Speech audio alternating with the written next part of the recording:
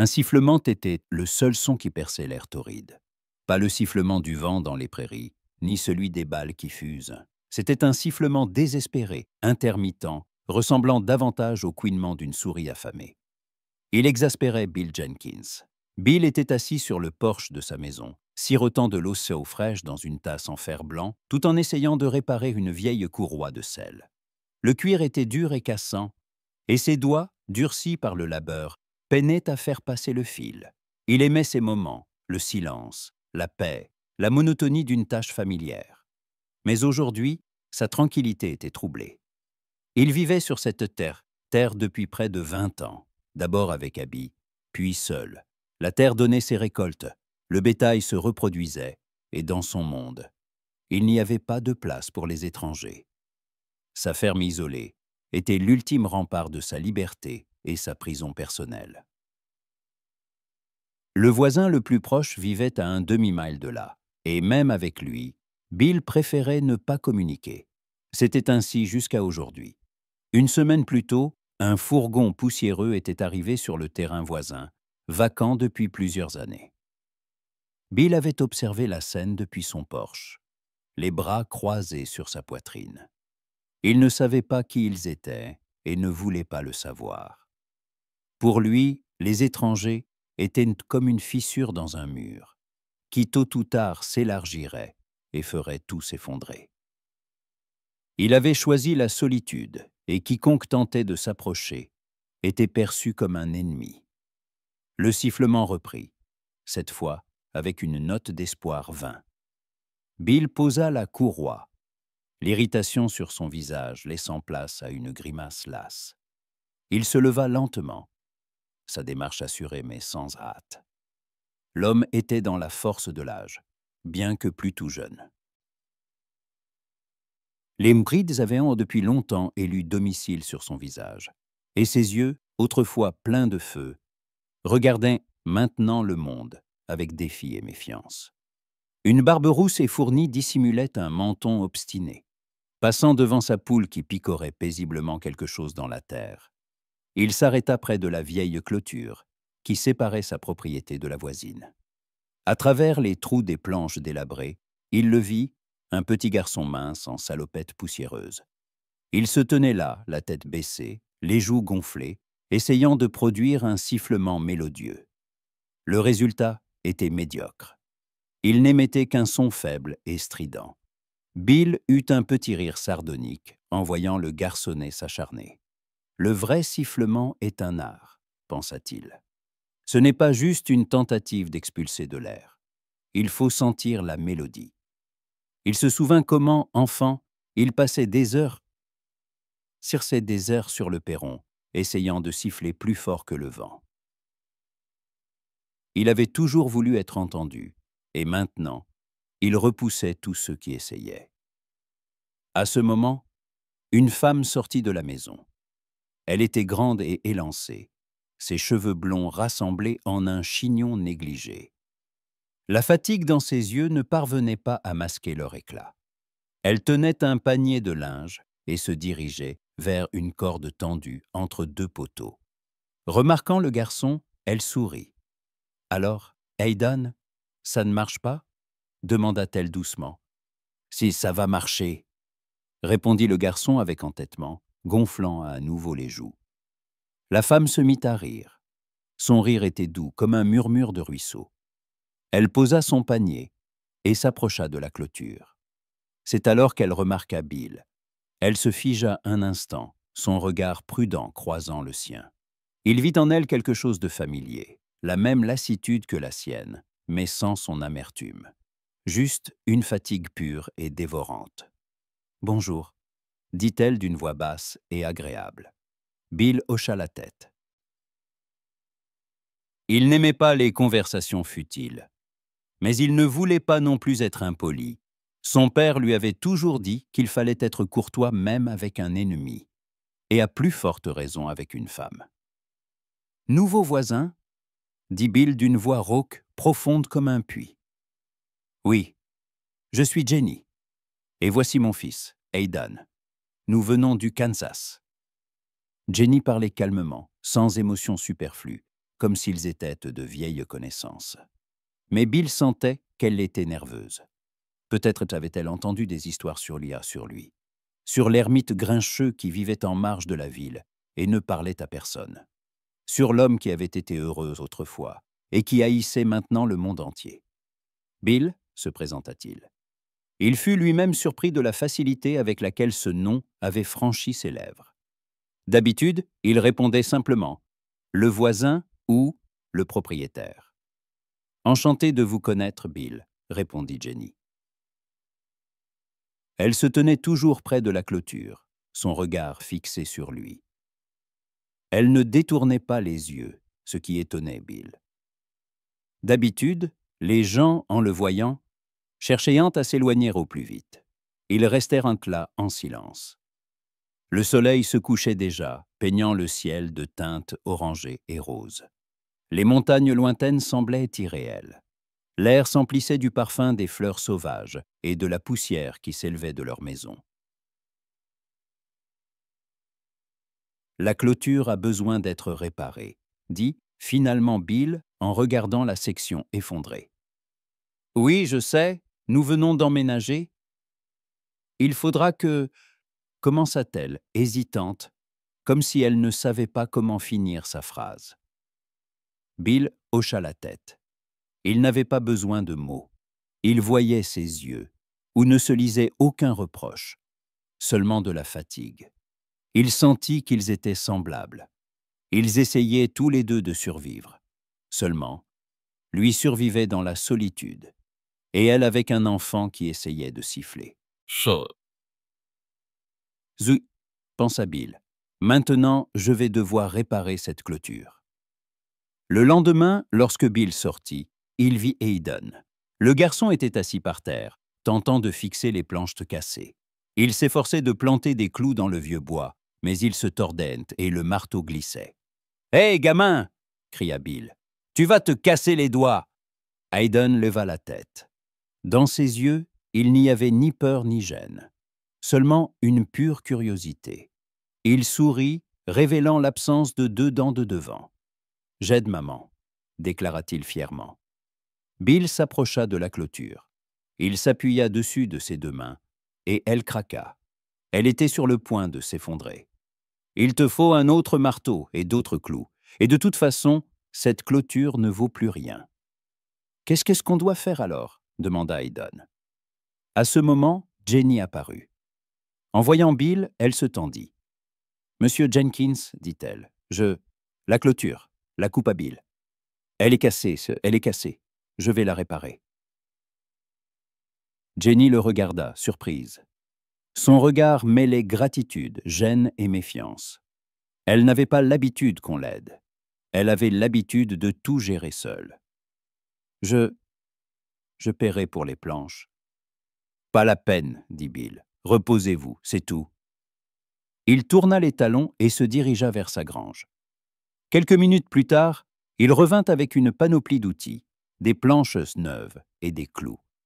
Il se mit au travail, sans prêter attention à Jenny et Hayden, qui l'observaient en silence. Le garçon, Hayden, s'assit par terre à côté de lui et regarda Bill travailler. Il émit un petit couinement en essayant de siffler, puis sourit. Bill entendit le son, mais ne dit rien. Il continua simplement son travail. Ce jour-là, le sifflement d'Hayden ne lui parut pas si irritant. Il était devenu une partie du nouveau paysage qui se dessinait à l'horizon de sa vie. Et Bill, sans même le vouloir, commençait à comprendre qu'une fissure dans son mur n'était pas toujours une mauvaise chose. Parfois, cela pouvait être simplement une porte. À chaque coup de marteau sur le clou, Bill sentait quelque chose se briser en lui. Pas un os ni sa fierté. Quelque chose de bien plus fragile, qu'il avait précieusement gardé en lui toutes ces années. C'était son isolement, son mur, son monde qu'il avait érigé autour de lui après la mort d'Abby. La clôture qu'il réparait n'était pas seulement un assemblage de planches, c'était une métaphore de sa propre vie. Et maintenant, cette clôture s'effondrait. Jenny et Hayden le regardaient. Le garçon était assis par terre, les genoux dans les bras, observant chacun de ses mouvements. Il ne posait pas de questions. Il se contentait de regarder. Son silence était plus fort que le sifflement qu'il tentait si désespérément de produire. Jenny se tenait là, les bras croisés, le visage serein. Mais Bill sentait qu'une tempête se cachait derrière ce calme. Elle attendait à chaque instant qu'il demande quelque chose en retour, qu'il s'arrête et dise « Maintenant, tu me dois quelque chose. » Mais il ne disait rien. Quand le travail fut terminé, Bill se redressa et regarda la clôture. Elle était solide comme un roc. « Maintenant, elle ne s'écroulera plus, » dit-il en essuyant la sueur de son front. Jenny hocha la tête. « Merci, Bill, je ne sais pas quoi dire. » « Ne dites rien. Laissez-moi au moins vous apporter de l'eau. » Elle se hâta vers la maison et revint avec une tasse d'assaut glacée qui sentait agréablement la menthe. Bill prit la tasse, la remercia et but tout d'un trait. Il ne s'attendait pas à ce qu'elle soit comme ça. Il était habitué à d'autres femmes, soit soumises et silencieuses, soit calculatrices et avides. Jenny était différente. Elle était forte et vulnérable à la fois. Ses yeux, quand il le regardait, n'étaient pas pleins de reproches, mais de compréhension. Et cette compréhension l'irritait plus que tout au monde. C'était comme si elle disait « Et je sais ce que tu ressens. Je sais ce que c'est que la perte. » Bill retourna chez lui. Toute la journée, il sentit sa présence, même quand elle s'occupait de ses tâches ménagères ou travaillait dans le potager. Il entendait sa voix quand elle appelait son fils et son rire discret quand Aidan lui racontait quelque chose. Sa présence était comme une brise fraîche par une journée torride. Il ne comprenait pas ce qui lui arrivait. Il ne voulait pas la voir, ne voulait pas l'entendre. Mais en même temps, quelque chose l'attirait vers elle. Le soir suivant, alors que le soleil était presque couché, Bill était assis sur son porche et jouait de son vieil harmonica. Il l'avait acheté de nombreuses années auparavant, mais ne jouait presque jamais. Seulement parfois, quand la mélancolie le submergeait, il le sortait de son tiroir et laissait lentement ses doigts se glisser sur les lames, en tirant des notes. C'était la mélodie de sa vie, triste, solitaire, mais belle.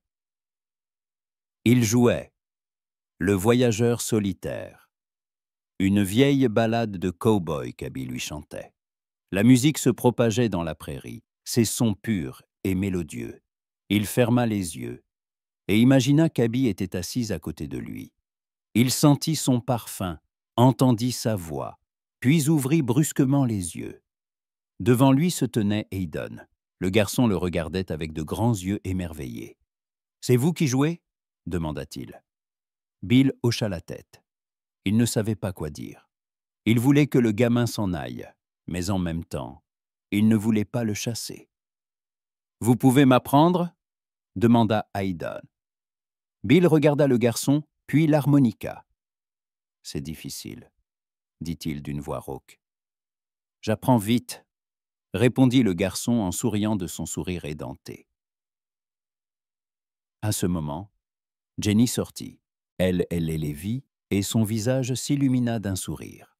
Elle se tenait sur le seuil et, à la lumière de la lampe à pétrole, ses cheveux paraissaient dorés.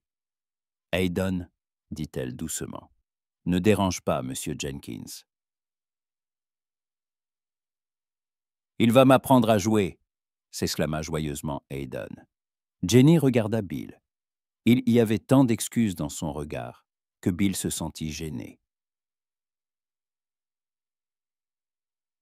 « Je ne sais pas ce qu'il vous a raconté. Ce n'est rien, dit Bill. Je vais lui apprendre. » C'était une décision qu'il avait prise instantanément. Il ne comprenait pas lui-même pourquoi il l'avait fait. Peut-être parce que dans les yeux du garçon, il avait vu le même feu qui brûlait autrefois dans les siens. Peut-être parce qu'il en avait assez d'être seul. Ou peut-être simplement parce qu'il ne pouvait pas dire non à une femme qui avait tant enduré. Jenny s'assit à côté de lui sur le porche. Aidan courut vers Bill, qui lui montra comment tenir l'harmonica et comment respirer correctement pour produire un son. Le garçon s'appliquait, ses joues se gonflaient, mais le sifflement qu'il produisait devenait de plus en plus mélodieux. Ce soir-là, alors que la lune se levait sur la prairie, Bill Jenkins, pour la première fois depuis de longues années, ne se sentit pas seul.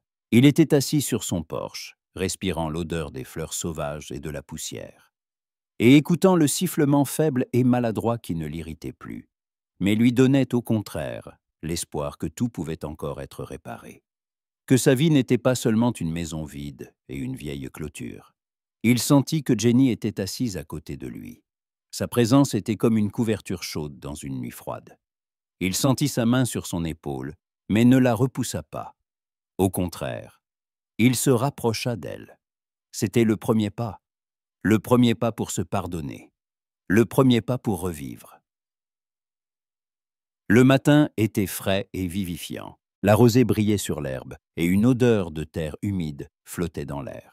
Bill sortit sur le perron pour boire son café matinal et vit Hayden. Le garçon se tenait près de la clôture que Bill avait réparée et il sifflait. Son sifflement était encore loin d'être parfait, mais on y sentait déjà un rythme et, surtout, de la volonté. Bill sourit. Sans s'en rendre compte, sa main se tendit vers le vieil harmonica qui reposait sur la table. Il le souleva lentement et commença à jouer. C'était une mélodie simple, mais elle était si chargée d'émotion qu'elle semblait vivante. Hayden entendit la musique et s'approcha de la clôture. Il se tenait là, appuyé sur les planches, et regardait Bill. Son visage exprimait une telle admiration que Bill se sentit mal à l'aise. Il n'avait jamais joué pour quelqu'un. Sa musique n'était que pour lui. « C'est si beau, » dit Hayden. Bill hocha la tête. Il ne savait pas quoi répondre. Il continua simplement à jouer, puis, lorsque la mélodie fut terminée, il posa l'harmonica et dit « Tu dois apprendre à bien respirer. Siffler, ce n'est pas seulement expirer, c'est inspirer. » Le garçon fronça les sourcils, essayant de comprendre. Bill s'approcha de lui. « Viens, » dit-il. Hayden enjamba la clôture sans hésiter. Bill l'emmena sur le côté et lui montra comment remplir correctement ses poumons d'air, comment l'expulser à travers ses lèvres. Il lui montrait comment sentir la mélodie, comment elle naissait en soi. Ils étaient assis dans l'herbe et sifflaient. Bill essayait d'apprendre à Hayden comment produire un son pur et mélodieux, et le garçon répétait avec application derrière lui. À cet instant, Bill ne pensait pas au passé. Il ne pensait pas à Abby, à sa douleur, à sa solitude.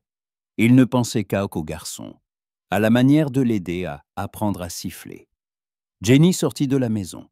Elle ne fut pas surprise de les voir ensemble. Elle s'était déjà habituée à ce que Bill fasse partie de leur vie. Elle les observait avec tendresse et gratitude. Son cœur était rempli de chaleur. Elle leur apporta 2 verres de limonade. La limonade était froide et sucrée, avec une odeur de citron et de menthe. Bill prit un verre et leurs mains se touchèrent. Un instant, il sentit sa chaleur, sa peau douce, et retira sa main comme s'il s'était brûlé. Jenny ne dit rien, elle se contenta de sourire. Ils restèrent assis en silence. Le soleil se couchait déjà, peignant le ciel de teintes orangées et roses. Les montagnes lointaines semblaient irréelles. L'air s'emplissait du parfum des fleurs sauvages et de la poussière. « Vous jouez très bien de l'harmonica, » dit Jenny. Bill ne répondit rien. Il n'était pas habitué aux compliments. « Vous aimez la musique ? Autrefois. »« Moi aussi. Mon mari... » Elle s'interrompit. Bill comprit qu'elle parlait de celui qu'elle avait perdu. Il comprit qu'elle aussi, comme lui, essayait de revivre. « Je l'aimais aussi, dit-elle. Je l'aimais plus que tout au monde. Et puis, il est parti, tout simplement. »« La vie est cruelle, » dit Bill. « Oui, » acquiesça Jenny. « Mais la vie nous donne aussi la chance de tout réparer. » Bill la regarda. Ses yeux, pleins de tristesse, le fixaient. Il y vit la même chose que dans les siens, de la douleur, mais pas de désespoir. Il y vit de l'espoir. Il ne savait pas quoi dire. Il voulait l'aider, mais ne savait pas comment. Il voulait la serrer dans ses bras, mais n'osait pas. Il resta simplement assis à la regarder, essayant de comprendre ce qui se passait dans son cœur. cette nuit-là. Lorsque la première étoile du soir apparut dans le ciel, Bill sortit sur le porche et s'assit sur les marches. Il sortit son harmonica et commença à jouer. C'était la mélodie de sa vie, triste, solitaire, mais belle. Mais cette fois, il y avait quelque chose de nouveau, quelque chose qui donnait de l'espoir, quelque chose qui était plein d'amour. Il jouait, et quelque chose changeait en lui. Il sentait son cœur, qui avait été froid et vide pendant si longtemps, se remettre à battre. Et il comprit que ce n'était pas seulement de la musique, c'était sa vie, sa nouvelle vie. L'odeur du poulet rôti et des pommes de mer de terre au four parvint jusqu'aux narines de Bill. Cette odeur était si familière, si lointaine et si proche à y la fois, qu'il en eut la tête qui tourne. La dernière fois qu'il l'avait sentie, c'était quand Abby préparait le dîner. Il ferma les yeux et inspira profondément. C'était un samedi. Jenny s'était approchée de la clôture et l'avait appelé. Bill s'approcha à contre-cœur. Il était occupé à réparer une semeuse qui était tombée en panne au printemps. « J'ai préparé beaucoup trop à manger, » dit Jenny, les joues rougies par la chaleur. « Hayden et moi ne pourrons jamais tout finir. Voudriez-vous vous joindre à nous ?» Bill hésita. Il n'avait pas été l'invité de quelqu'un depuis de nombreuses années. Après la mort d'Abby, il avait évité les gens. Il était content de ne pas avoir de voisins. Il était content de sa solitude. Mais maintenant, tout était différent. Il ne pouvait pas dire non. « Je ne peux pas, » dit-il. « S'il vous plaît » dit Jenny, pour Hayden. « Il veut tellement vous montrer comment il a appris à siffler. » Et Bill, sans même s'en rendre compte, accepta. Il dit qu'il viendrait dans 1 heure. Pendant ce temps, il eut le temps de mettre des vêtements propres, de soigner sa barbe et de se peigner. Il se sentait gauche, comme un garçon qui va à son premier rendez-vous. Quand il arriva devant la maison de Jenny, elle l'attendait déjà sur le porche. Elle portait une simple robe de coton. Ses cheveux étaient attachés en un chignon négligé. Mais elle était si belle que Bill en eut le souffle coupé. « Encore. »« Entrez, » dit-elle. Il entra dans la maison. L'intérieur était si accueillant. Les murs étaient peints d'un jaune doux. Des rideaux blancs pendaient aux fenêtres. Et un bouquet de fleurs des champs trônait sur la table. La maison sentait la pâtisserie et quelque chose d'indéfinissablement familier. Hayden sortit en courant de sa chambre. Il portait une chemise propre et un short.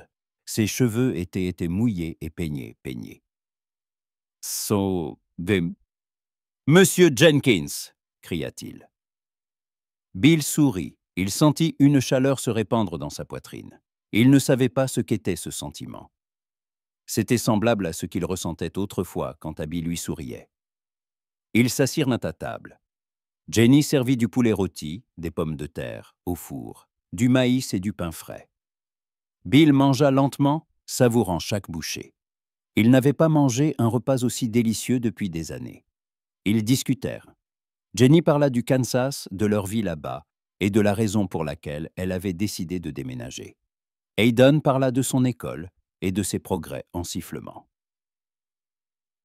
Bill écoutait et ajoutait parfois un commentaire. Il n'arrivait pas à croire que cela se produisait. Lui, Bill Jenkins, était assis à la table de ses voisins et partageait leur dîner. Quand le dîner fut terminé, Hayden courut dehors et se mit à siffler. Son sifflement était déjà beaucoup plus mélodieux.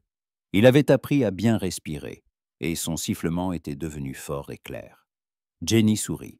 « Il s'applique beaucoup, » dit-elle. « Oui, » dit Bill, « il a du talent. » Ils restèrent assis en silence. Le soleil se couchait déjà, peignant le ciel de teintes orangées et roses. Les montagnes lointaines semblaient irréelles. L'air s'emplissait du parfum des fleurs sauvages et de la poussière qui s'élevait de leur maison. « Merci pour le dîner, » dit Bill. « De rien, » répondit Jenny. « Vous serez toujours le bienvenu. » Et il se leva pour partir. Elle se leva avec lui. « Je suis contente que vous soyez venu, » dit-elle. « Je me sentais si seule. » Bill la regarda. Ses yeux étaient pleins de larmes. Il ne savait pas quoi dire. Il voulait la serrer dans ses bras, mais n'osait pas. Il lui prit simplement la main et la serra. Sa main n'était rude et chaude, la sienne douce et délicate. « Moi aussi, dit-il. » Il partit. Mais quand il enjamba la clôture, il n'alla pas dans sa maison. Il alla dans sa grange. Il sortit son vieil harmonica et commença à jouer. C'était la mélodie de sa vie, triste, solitaire, mais belle. Mais cette fois, il y avait quelque chose de nouveau, quelque chose qui donnait de l'espoir, quelque chose qui était plein d'amour. Et il comprit que son cœur, qui avait été froid et vide pendant si longtemps, se remettait à battre. Et il comprit que ce n'était pas seulement de la musique, c'était sa vie, sa nouvelle vie. Le lendemain, le ciel s'assombrit. Le soleil se cacha derrière de lourds nuages de plomb, et le vent se leva. Bill était assis sur son porche, observant les vagues de poussière courir sur la prairie. Il savait qu'une tempête approchait. Il avait vécu toute sa vie sur cette terre, et avait appris à lire le ciel comme d'autres lisent les livres. Bientôt, les premières gouttes tombèrent. Elles étaient grosses et chaudes. Puis ce fut une véritable averse. La pluie fouettait le toit, frappait les fenêtres, et Bill se sentit en sécurité dans sa maison. Il se sentit protégé du monde entier. Il était là, seul, et c'était ce qu'il aimait. Mais alors, il entendit frapper à la porte. Il se leva lentement, s'approcha et ouvrit. Sur le seuil se tenait Jenny, trempée jusqu'aux os, et à côté d'elle, Aidan qui grelottait de froid. « Excusez-moi, dit Jenny, mais le toit de notre maison fuit. L'eau inonde tout. Nous ne savons pas quoi faire. » Bill hocha la tête. Il ne dit pas un mot. Il prit simplement Jenny par la main et les fit entrer, elle et Aidan, dans sa maison. La maison de Bill était grande, mais vide. Il n'y avait que quelques pièces, mais toutes étaient propres et bien rangées. Jenny passa la main sur un mur et regarda Bill. Une question se lisait dans ses yeux. « Ma femme » commença Bill, mais il ne termina pas. Jenny comprit. Elle savait ce qu'il voulait dire. « Elle était une bonne personne, » dit Bill. « Très bonne.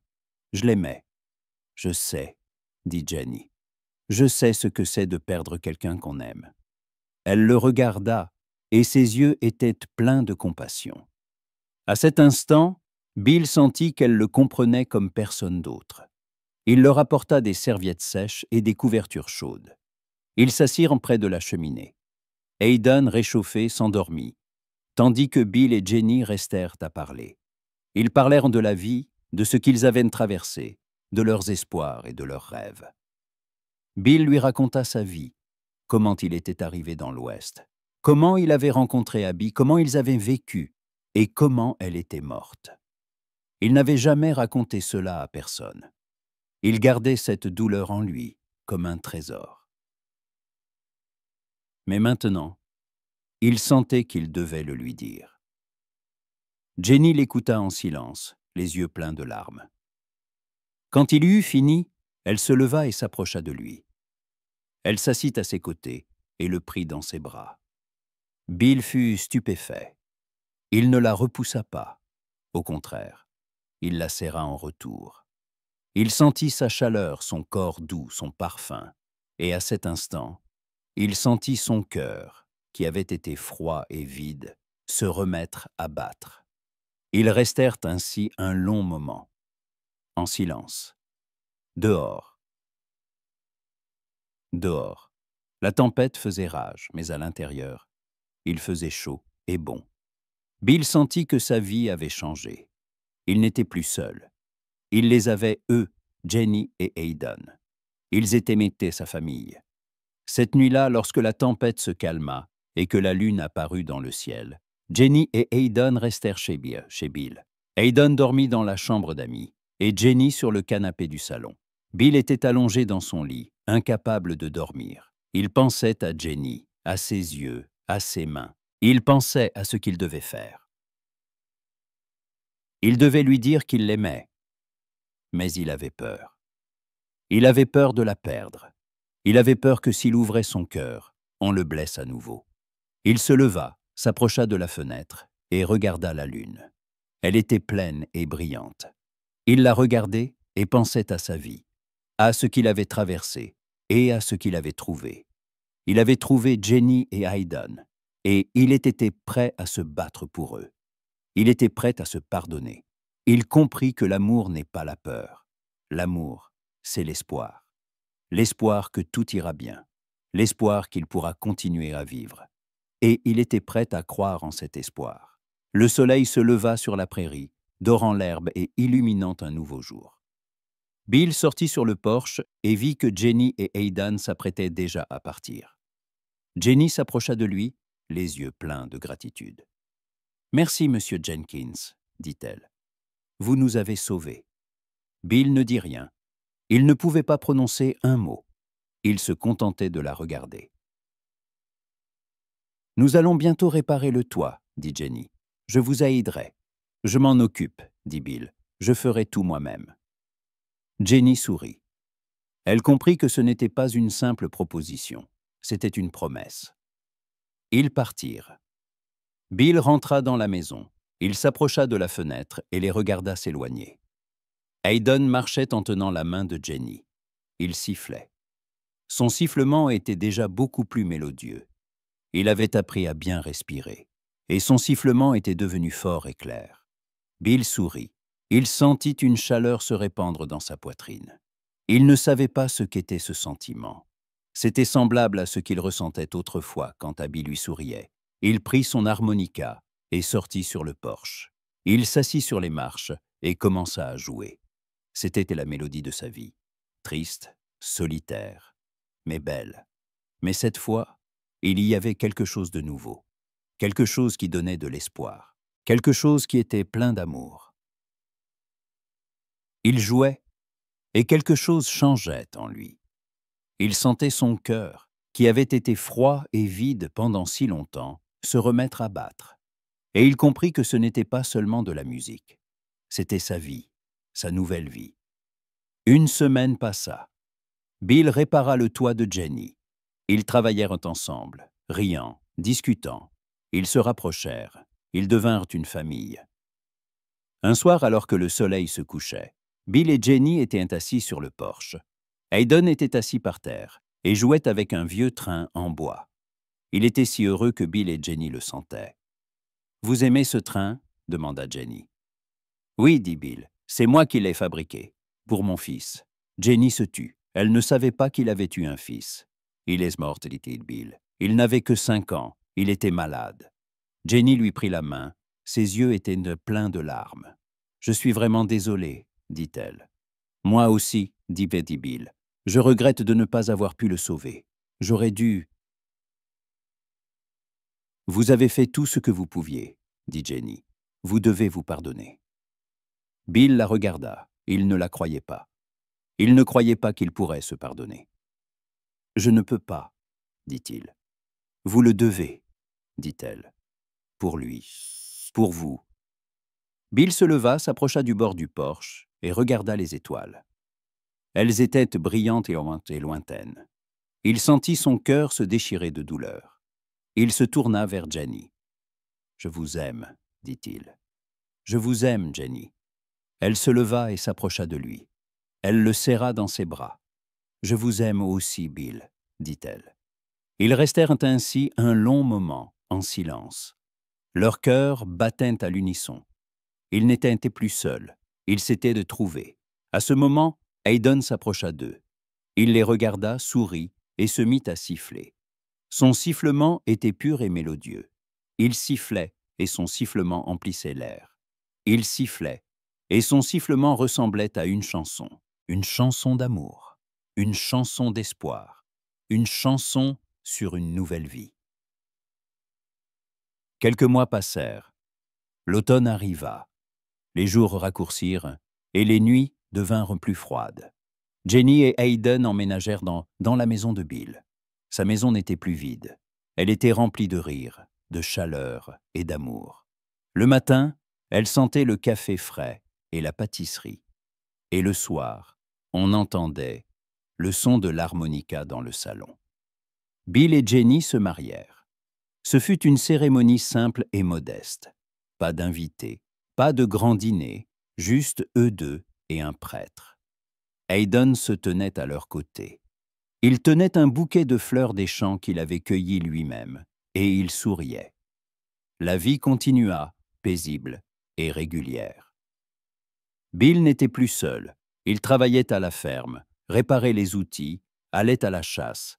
Mais maintenant, il ne le faisait plus pour lui, mais pour sa famille. Jenny s'occupait de la maison, préparait le dîner, plantait des fleurs dans le jardin. Et Hayden était triste et heureux. Il ne se sentait plus seul, il avait un père. Et il n'apprenait plus à siffler. Il sifflait. Son sifflement était pur et mélodieux. Un soir, alors que le soleil se couchait, Bill, Jenny et Hayden étaient assis sur le porche. Hayden était sur les genoux de Bill et Jenny les entourait de ses bras. Bill jouait de l'harmonica. Il jouait la mélodie de leur vie. Une mélodie d'amour, d'espoir, d'une nouvelle famille.